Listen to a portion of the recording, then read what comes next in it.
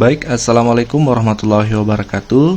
Di video kali ini kita akan bahas tentang soal-soal seleksi P3K tahun 2021 sebagai lanjutan dari video-video sebelumnya yang sudah kami buat banyak video. Bisa cek di deskripsi, nanti kami cantumkan linknya di sana. Nah, kita langsung ke soal pertama. Mengapa peranan guru begitu penting dalam pembelajaran? Ada 4 opsi yang diberikan. Yang pertama adalah perilaku guru sebagai panutan, digugu dan ditiru. B. Guru sebagai sumber ilmu. C. Keputusan tindakan memerlukan jenis dan kreativitas belajar siswa. D. Tanpa guru proses belajar siswa terganggu. Jadi ketika berbicara tentang peranan guru yang paling penting, yang begitu penting, yang sangat penting, yaitu sebagai teladan atau panutan. Jadi jawabannya adalah perilaku guru sebagai panutan yang digugu dan ditiru, karena peranan inilah yang tidak bisa tergantikan dengan teknologi apapun. Berbeda dengan ketika kita opsi B, guru sebagai sumber ilmu. Saat ini di dunia abad 21 sangat banyak sumber ilmu yang bisa dimanfaatkan oleh siswa. Bisa dari internet, bisa dari perpustakaan yang sudah banyak tersedia. Tapi baik buku maupun internet itu tidak bisa memberikan keteladanan atau panutan kepada siswa, dan hanya guru yang bisa melakukan itu. Nah, itulah mengapa sehingga kita menjawab jawaban A. Peranan guru yang begitu penting dalam pembelajaran adalah perilaku guru sebagai panutan yang digugu dan ditiru. Lanjut ke soal nomor selanjutnya. Seorang guru berencana membeli dan membaca buku tentang asesmen pembelajaran. Rencana tersebut menunjukkan keinginan guru mengembangkan ciri. Ada 4 kompetensi yang kita ketahui bersama: kompetensi pedagogi, B. kompetensi sosial, C. kompetensi kepribadian, D. kompetensi profesional. Nah, dalam konteks soal ini, guru tersebut akan berencana membeli dan membaca buku asesmen pembelajaran. Jadi ada inisiatif untuk meningkatkan kualitas diri dengan membaca buku-buku tentang asesmen pembelajaran. Nah, maka kompetensi tersebut termasuk kompetensi guru yang profesional. Maka jawabannya adalah D, untuk meningkatkan profesionalismenya dengan cara membaca buku. Maka jawabannya sekali lagi kompetensi profesional. Lanjut ke soal berikutnya. Keinginan dan usaha untuk tidak terlambat datang ke sekolah merupakan ranah. Nah, ini berbicara tentang sikap atau kepribadian. Nah, sebenarnya kita bisa langsung menemukan jawaban, yaitu kompetensi kepribadian. Opsi yang diberikan itu pertama kompetensi sosial, B. kompetensi kepribadian, C. kompetensi profesional, dan D. kompetensi pedagogi. Jawaban yang paling benar adalah kompetensi kepribadian, karena konteks soal itu mengarah kepada sikap atau kepribadian seorang guru, yaitu on time atau tidak terlambat datang ke sekolah. Maka itu adalah kompetensi kepribadian yang memang sangat perlu untuk ditingkatkan dalam diri seorang guru. Lanjut ke soal berikutnya. Dalam satu sekolah, beberapa guru sebidang kerja dan merancang, beberapa guru sebidang, ya maksudnya mata pelajarannya sama, bekerja dan merancang, melaksanakan dan mengevaluasi proses hasil pembelajaran. Kegiatan tersebut merupakan usaha guru untuk mengembangkan ranah. Jadi konteks soalnya ada beberapa guru yang sebidang mata pelajarannya sama. Mereka bersama-sama merancang, melaksanakan, kemudian mengevaluasi hasil pembelajaran. Nah, ini termasuk ranah apa? Nah, ada opsinya. Yang pertama adalah A. kompetensi sosial dan pedagogi, B. kompetensi profesional dan pedagogi, C. kompetensi kepribadian dan profesional, D. kompetensi kepribadian dan sosial. Nah, kita analisa dari konteks kejadiannya. Guru ini pastinya ada sisi profesional, karena ada niat untuk bekerja merancang, kemudian melaksanakan dan mengevaluasi hasil pembelajaran. Berarti ada kompetensi profesional di sana. Otomatis A sudah tidak mungkin karena tidak ada. Yang memungkinkan adalah B dan C. Nah, sekarang kita lihat B, profesional dan pedagogi. Sementara C, kepribadian dan profesional. Kalau kita lihat soalnya, ini cenderung mengarah kepada kepribadian karena guru tersebut ada inisiatif untuk bekerja sama dengan guru lainnya yang sama mata pelajarannya, sehingga ada kepribadian yang tercermin yang baik, yaitu bekerja sama.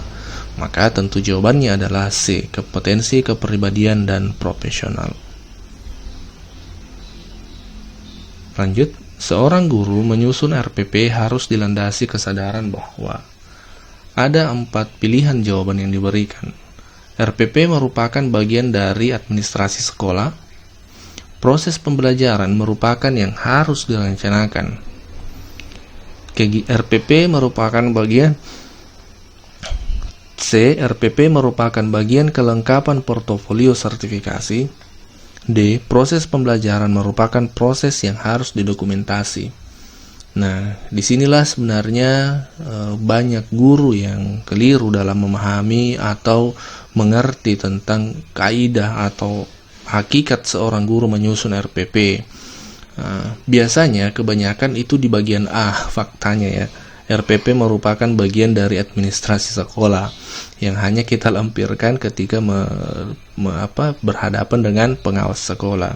Namun pada hakikatnya itu keliru. Kita ketahui bersama itu keliru. C juga, RPP merupakan bagian kelengkapan portofolio sertifikasi. Ini juga keliru. Jangan kita membuat RPP nanti pada saat pemberkasan sertifikasi. Kemudian D, proses pembelajaran merupakan proses yang harus didokumentasi. Hanya untuk niat dokumentasi saja, itu juga keliru sebenarnya. Jadi yang paling benar adalah B, proses pembelajaran merupakan kegiatan yang harus direncanakan. Pembelajaran yang terencana itu akan lebih baik daripada pembelajaran yang tidak terencana atau tiba masa, tiba akal.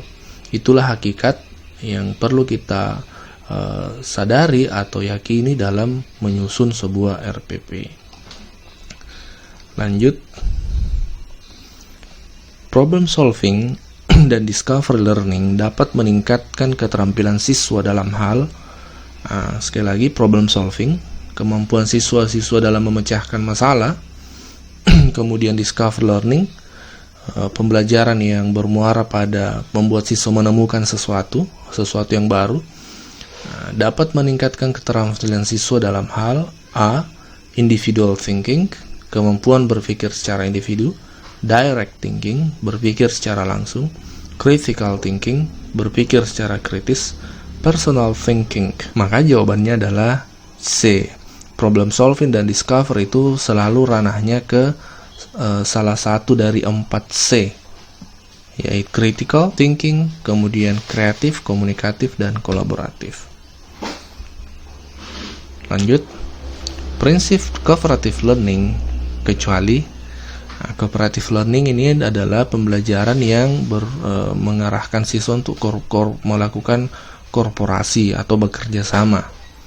Nah, diminta kecualinya berarti kita lihat A, kerjasama mencapai tujuan. Tidak, ini jawaban yang keliru karena kooperatif itu justru memang kerjasama. B, kemampuan kerja individu. Nah, inilah yang bertentangan dengan kooperatif, bekerja individu. Maka jawabannya adalah B.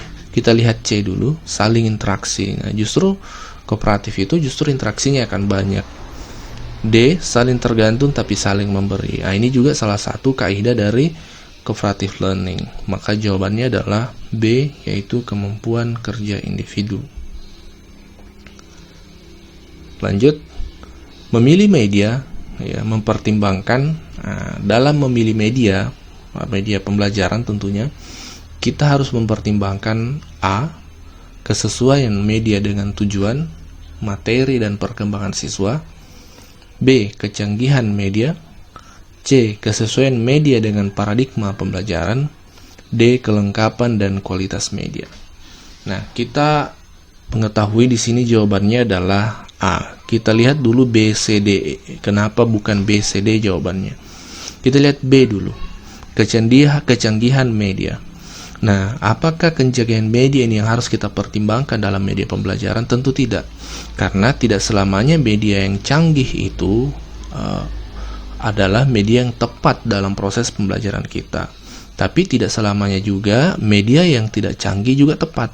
Ya, jadi bukan persoalan canggih atau tidaknya, tapi yang mana yang lebih pas dengan materi yang akan kita sampaikan. Nah, jadi ini bukan menjadi pertimbangan utama.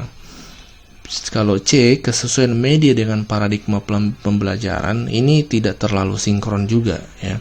Tidak terlalu sinkron. Paradigma pembelajaran itu dengan media tidak sinkron. Nah, kita D, kelengkapan dan kualitas media.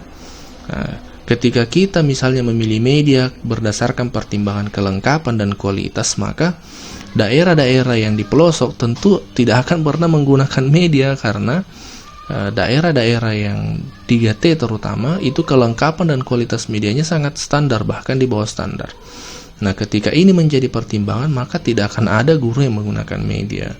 Maka ini bukan jadi pertimbangan utama sebenarnya. Yang menjadi pertimbangan utama dalam memilih media pembelajaran adalah A, kesesuaian media dengan tujuan, materi, dan perkembangan siswa.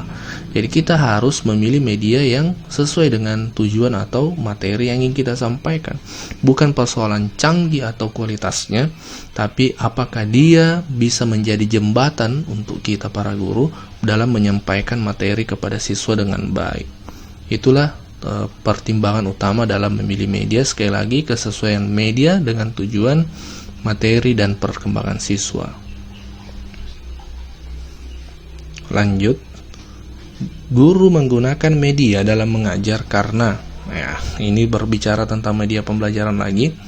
A, tuntutan kurikulum. B, anjuran kepala sekolah. C, media membantu siswa agar lebih mudah memahami. D, keberadaan media mengurangi beban tugas guru. Nah, kita analisa satu-satu. Guru menggunakan media itu alasannya kenapa? Pertama, A, tuntutan kurikulum. Apakah ini bisa menjadi tuntutan yang ideal? Alasan yang ideal? Tentu bukan. Tanpa adanya tuntutan kurikulum, itu guru dianjurkan untuk menggunakan media. Jadi bukan alasan kurikulum ini sebenarnya. B, anjuran kepala sekolah. Nah, ini juga bukan. Bagaimana misalnya jika kepala sekolahnya cuek atau tidak peduli dengan pembelajaran dilakukan oleh guru, kemudian tidak menganjurkan, apakah guru tidak akan menggunakan media? Nah, seperti itu. Jadi jawabannya bukan B.